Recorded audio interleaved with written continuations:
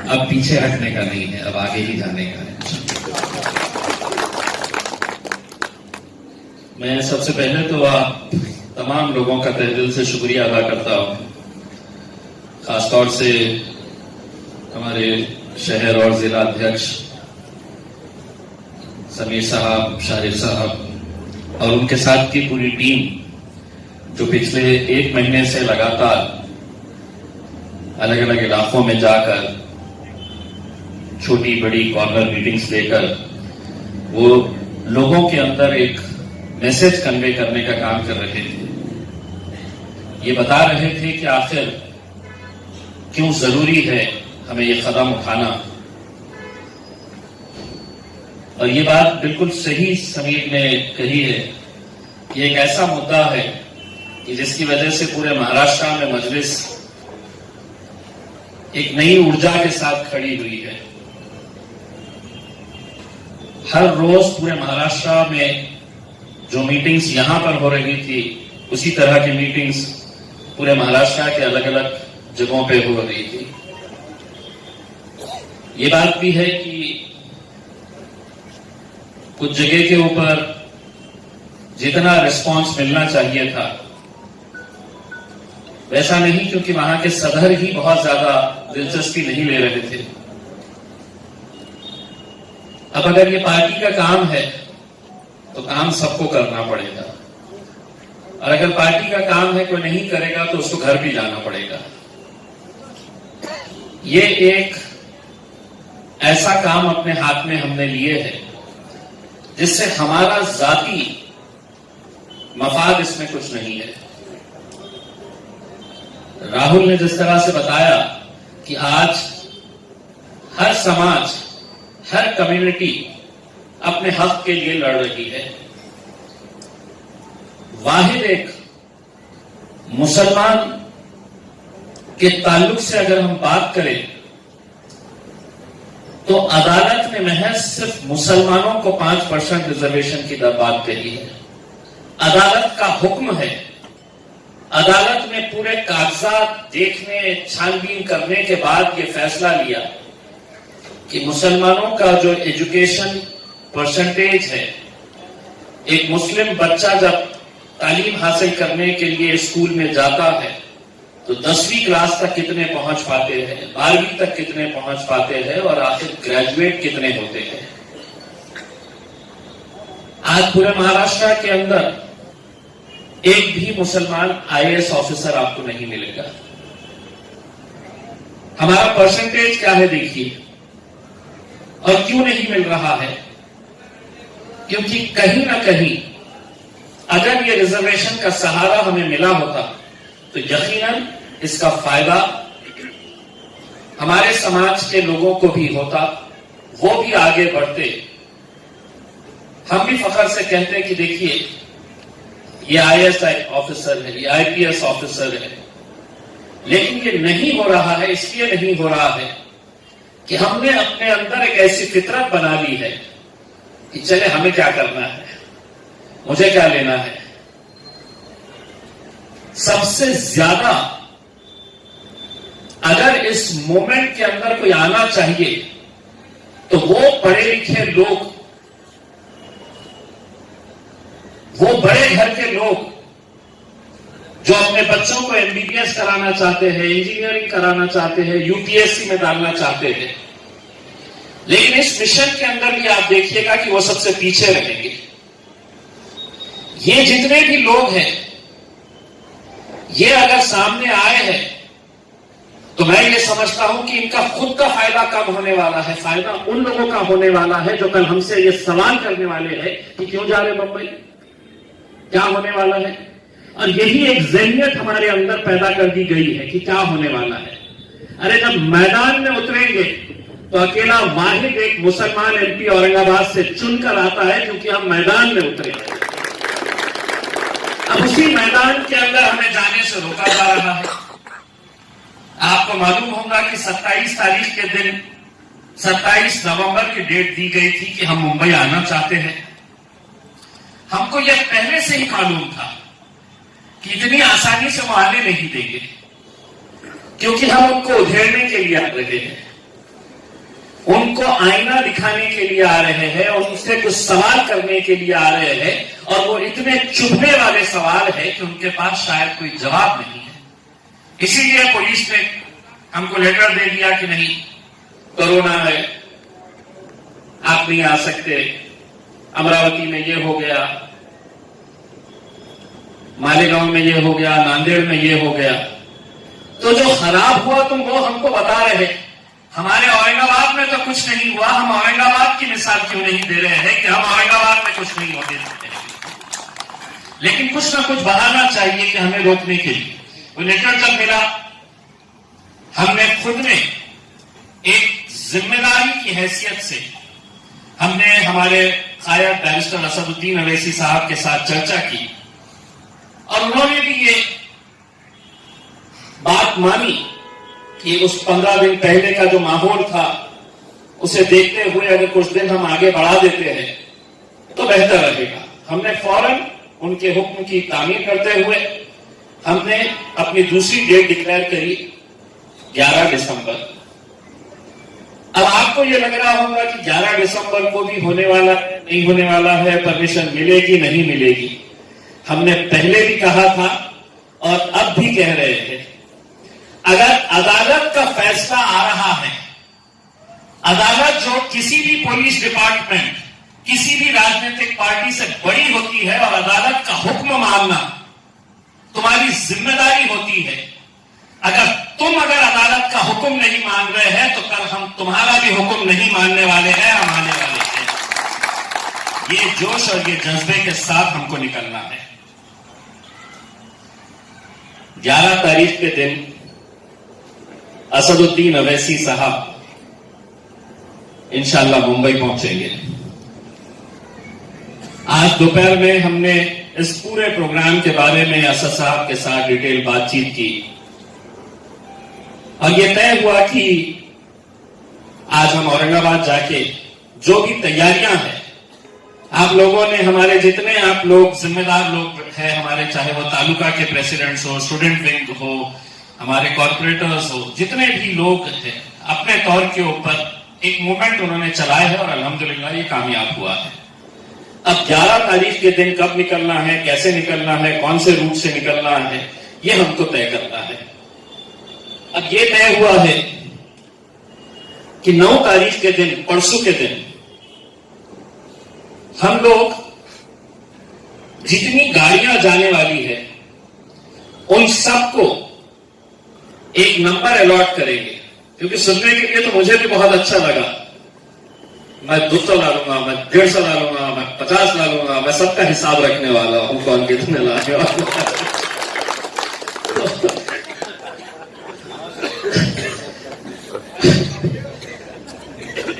और सिर्फ मैं ही नहीं, रास्ते में कुछ ऐसा सिस्टम लगाया है कि 46 नंबर की गाड़ी नजर नहीं आ रही है, तो हमारे पास ये सिस्टम रहेगा कि 46 नंबर की गाड़ी गंगापुर की है, वैजापुर की है, तो कहां है।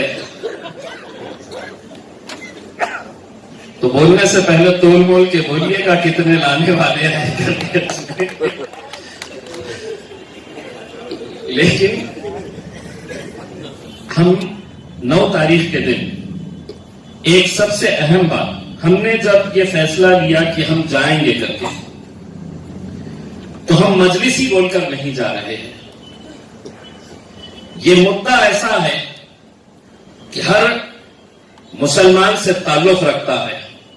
वो मुसलमान चाहे कांग्रेस पार्टी में हो, राष्ट्रवादी में हो, समाजवादी पार्टी में हो, या अब तो शिवसेना में भी है, हर एक से ताल्लुक रखता है।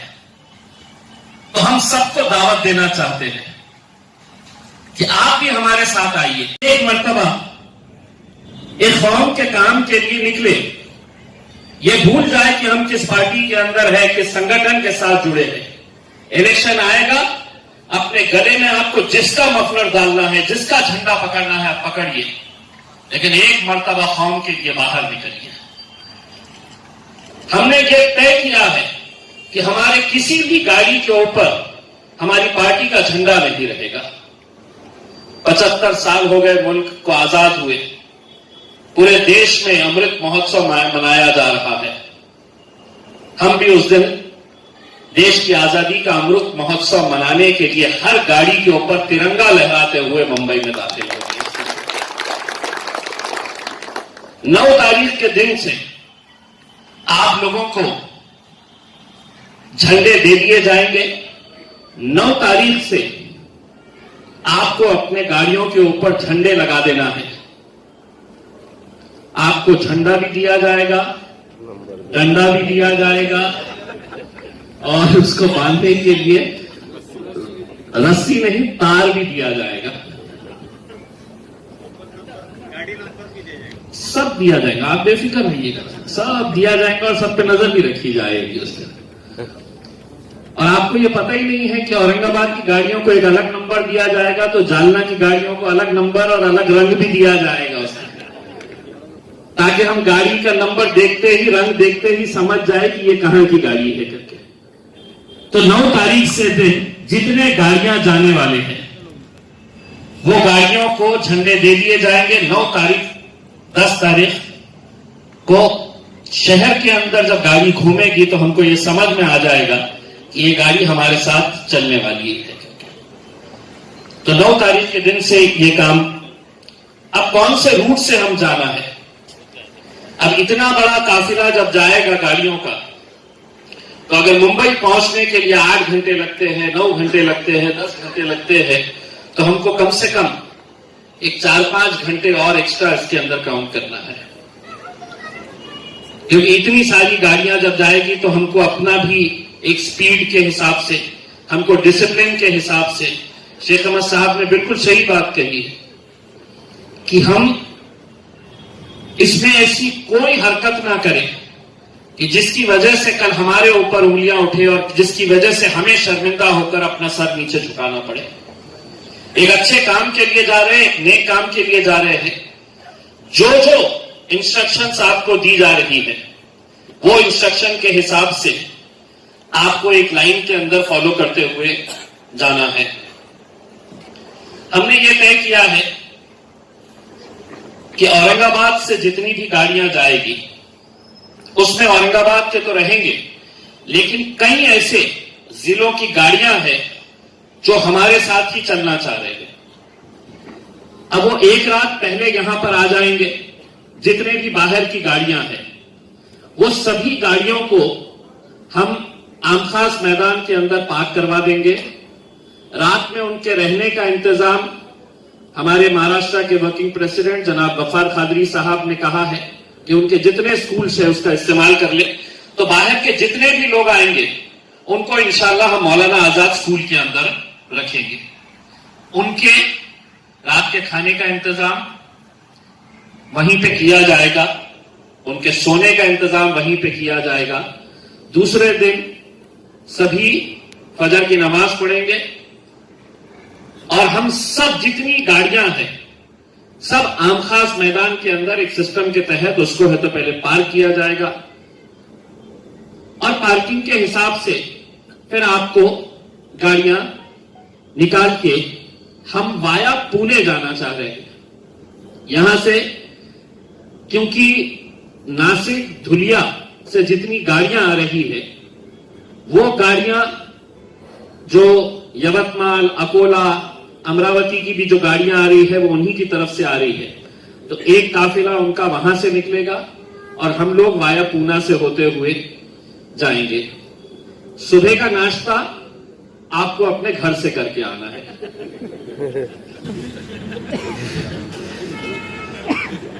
जो बाहर के लोग आ रहे हैं उनके खाने का इंतजाम वहां पे रहेगा और रास्ते में हम 2 लोकेशंस आइडेंटिफाई कर रहे हैं कि जहां पर खाने का इंतजाम किया जाएगा, सभी लोगों के लिए चाय का इंतजाम किया जाएगा। ये इसके लिए जो कमेटी है वो उसके ऊपर काम कर रही है। तो हम वहां से निकल के जाएंगे। जैसा समीर ने एक बात बताया है कि गाड़ियों में मैकेनिक होना भी जरूरी है, तो हम साथ में कुछ मैकेनिक्स को भी ले। ऐसा नहीं है कि समीर ने ले लिया है मैकेनिक्स, अपने पास के भी कोई जान पहचान वाले जितने भी है, जैसा पंक्चर का एक बहुत अच्छा मुद्दा उठाया है। हमारा ये है कि खुदा न करे किसी की एक गाड़ी रास्ते में खराब हो जाए तो हम उसको वहां पर अकेले छोड़कर जाना नहीं चाहेंगे, हम उसको साथ ले जाना चाहेंगे। और साथ लेके जाने का मतलब यह है कि हम जो भी उसकी गाड़ी अगर पंक्चर हुई है, उसकी गाड़ी अगर खराब हुई है, तो फौरन उसके ऊपर काम करके, ताकि उसको ये ना लगे कि मैं तो इतने उससे आया हूं, तो किसी न किसी वजह से अगर रुक गया है तो फौरन उसकी गाड़ी के ऊपर जो भी अटेंड किया जा सकता है। लेकिन शेख अहमद साहब की बात से मैं सहमत हूं कि कोई गाड़ी एक दूसरे को ओवरटेक नहीं करेगी। हो सकता है कि आपकी बहुत बड़ी गाड़ी है और आपके आगे कोई मारुति चल रही है या कोई एक छोटी गाड़ी चल रही है, आपका ये नहीं होना चाहिए कि मैं इसको पीछे छोड़ के मैं आगे निकल जाता हूं करके। ये चीज का ख्याल रखा जाएगा। झंडे जितने भी है वो झंडे हर एक को सेम साइज के झंडे दिए जाएंगे। कुछ झंडे जो है वो बड़े साइज के बनाए जाएंगे ताकि कन्नड़ का तालुका अध्यक्ष कौन सी गाड़ी के अंदर बैठा है वो हम इस बात से अंदाजा लगाएंगे कि जिसके गाड़ी के ऊपर बड़ा झंडा लगा हुआ है वो उस इलाके का जिम्मेदार है।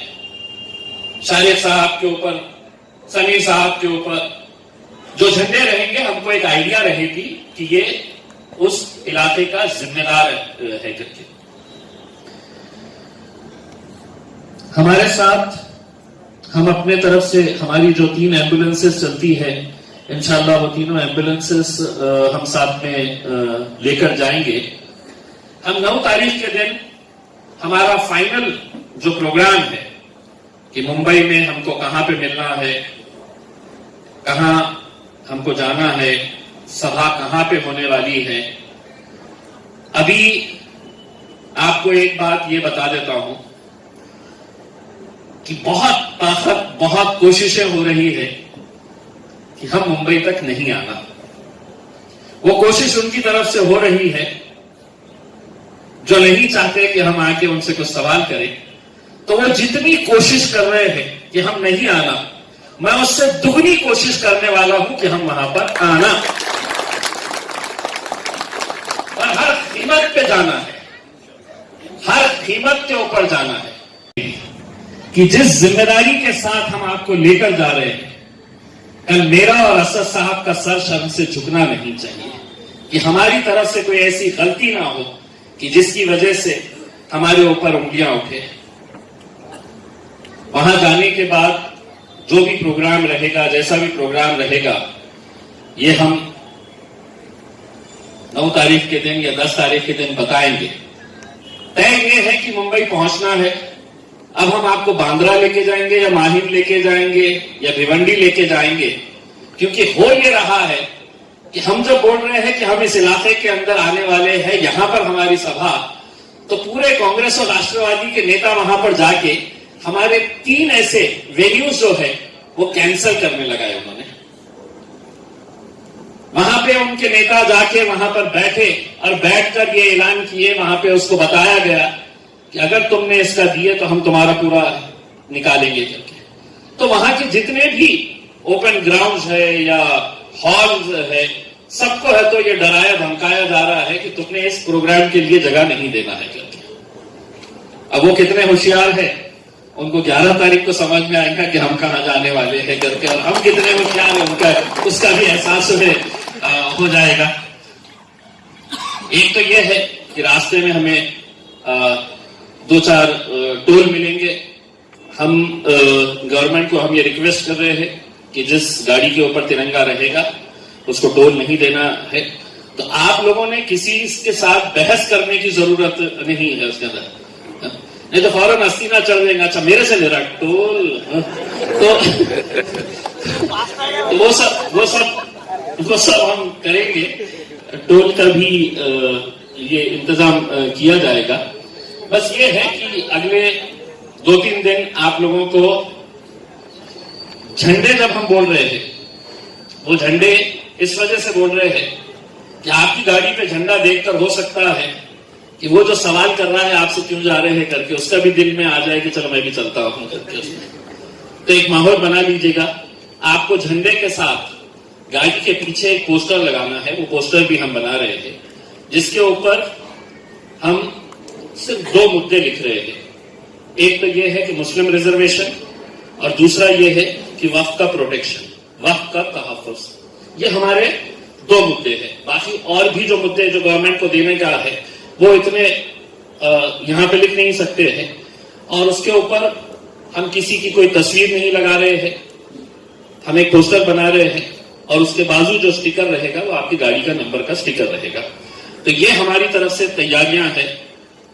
बस आप लोगों को जैसा 2019 शहर की वो रात, जब रात भर जागे थे, सुबह जाना है काउंटिंग के लिए, तो वैसा ही समझ के हम ये समझ के चलिएगा कि हम किसी भी सूरत में हम 7 बजे यहां से कूच कर जाएंगे। 6:15 बजे यहां पर फजर जामा मस्जिद में पढ़ेंगे और यहां से पूरी तैयारियां करके मैक्स टू मैक्स हम 7 बजे यहां से निकल जाएंगे। अब ये कितनी तकलीफ का मामला है। सुबह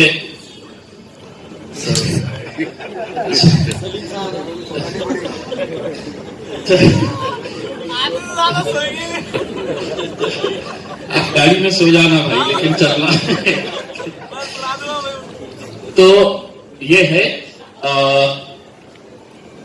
कोशिश ये रहेगी कि एक तो अगर बड़े गाड़ियों की अगर जरूरत रहती है, अगर कोई बच्चे रह जाते हैं जिनकी ख्वाहिश है कि मुझे आना है लेकिन उनके लिए गाड़ी नहीं है, तो एक 2-4 गाड़ियों का वैसा भी इंतजाम किया जाए जिसके अंदर बड़ी गाड़ियों को भी रख के जो बच्चे गाड़ी के अंदर एडजस्ट नहीं होते हैं वो इंशाल्लाह उनको दूसरी बड़ी गाड़ियों के अंदर भी एडजस्ट करने के लिए इंशाल्लाह कोशिश करेंगे। बस मेरा आप लोगों से इतना ही इल्तिजा है कि हो सकता है कि अलग अलग तरह के बयान आए किसी से कि हम ये करेंगे, हम वो करेंगे, तो आप ये समझ लेना कि हम मुंबई जाने वाले हैं। बस आप लोगों से यही उम्मीद है कि इंशाल्लाह इस मुहिम को कामयाब बनाइएगा, क्योंकि अब रिजर्वेशन का जो मामला है, वक्फ बोर्ड का जो मामला है, हमारे वक्फ की जमीनों के तहफ़्फ़ुज़ का जो मामला है, उसे देखते हुए अगर इसकी लड़ाई अगर नहीं लड़ेंगे तो शायद आगे कौन लड़ेगा मुझे पता नहीं है। लेकिन अल्हम्दुलिल्लाह आज अल्लाह ने ये मौका दिया है कि चलिए, लोग कहेंगे कि साहब ये मजलिस का प्रोग्राम है। अब मजलिस करेगी क्या कि मजलिस पूरे महाराष्ट्र में अगर एक ही मुसलमान एमपी चुनकर आया है तो आपको हमारे साथ ही चलना है। अगर आपके चुन के आए होते तो हम कार्यकर्ता बन के आपके पीछे आए होते उसमें। लेकिन अब ये सबको साथ में लेकर चलना है। मैं अपनी बात यही खत्म करता हूं और मुख्तसर से आप सभी लोगों से, खासतौर से हमारे जो सीनियर मेंबर्स है, कॉर्पोरेटर